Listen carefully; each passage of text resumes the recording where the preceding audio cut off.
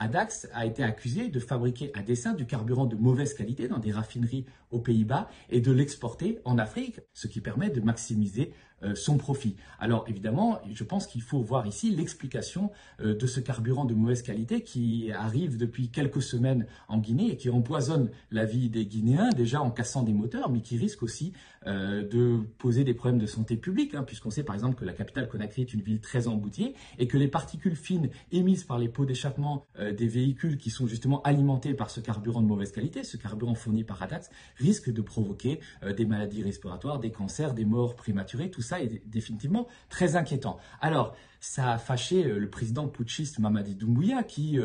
lui-même s'est rendu compte que les propres véhicules de la présidence ne pouvaient plus fonctionner, ne pouvaient plus démarrer à cause du carburant de mauvaise qualité. Et depuis hier, au haut commandement de la gendarmerie, il y a de nombreux hauts cadres de l'administration qui sont auditionnés pour s'expliquer sur ce carburant de mauvaise qualité. Il y a notamment aussi le directeur général de la SONAP, qui est la société publique en charge des hydrocarbures, qui est auditionné et qui est inquiété. Sauf que peut-être que les responsabilités sont à chercher ailleurs. Déjà,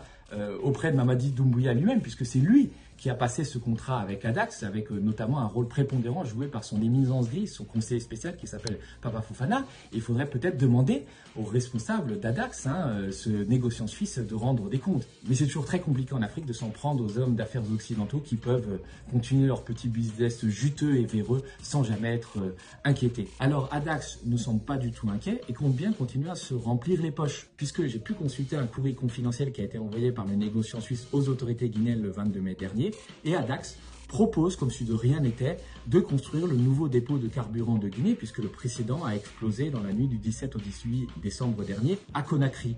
Bien sûr, évidemment, les autorités guinéennes sont à blâmer, puisque c'est elles qui ont conclu ce contrat avec ce négociant suisse, dont on savait pertinemment qu'il était corrompu d'une part, et qu'il était aussi dangereux, qu'il mettait en danger par la qualité du carburant qu'il livrait la santé des populations. Alors la question qu'on peut se poser, c'est jusqu'à quand la France va-t-elle continuer à soutenir une junte guinéenne, une junte qui aura tout détruit en Guinée jusqu'à la santé des Guinéens?